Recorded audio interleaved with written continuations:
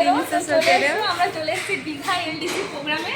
ধামাকা হতে চলেছে, তো তোমাদের একটু রুমটা আমি শেয়ার করে দেখাবো যে কেমন হয়েছে। তো এখানে দেখো এসি চলছে আমাদের, ঠিক আছে। তো এখানে মিরর রয়েছে, এখানে টেবিল রয়েছে, যা কিছু করে খেতে পারো।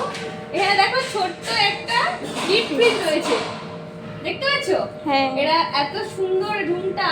আর ভিউটা দেখো, বাইরের লোকেশনটা দেখো। এটা আমাদের বেড, এটা লোকেশনটা দেখো। তো আমাদের রুমমেট রয়েছে রীতা ম্যাডাম, ঠিক আছে, এবং আমি রয়েছি, ববিতা রয়েছে, ওকে একটু দেখিয়ে দেবো। তো এ রয়েছে পুরুলিয়া থেকে, এরা এসছে। তো এবার দেখাবো ভিউগুলো যে কি লেভেলের আমাদের রুম, মানে বিশাল রয়েছে। তো আগে দেখিয়ে দেবো যে এত সুন্দর একটা গদি।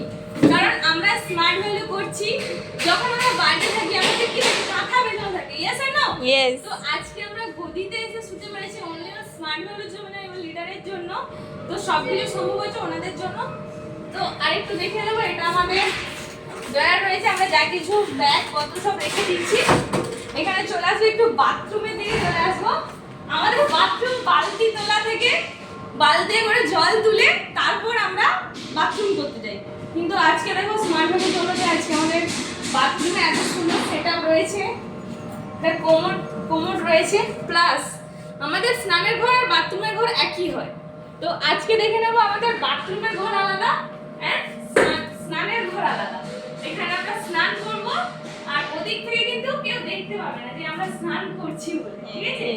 তো দারুণ ভিউ হয়েছে। দীঘার মতো একটা হোটেলে চলে এসেছি। হোটেলটার নাম হচ্ছে পার্ক প্রাইম হোটেল। তো সুপার, পুরো রাজকীয় হোটেল।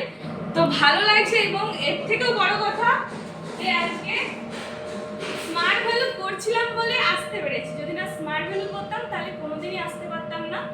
তো বাকি পার্টটা আমি ওনাদের কাছ থেকে শুনে নেব।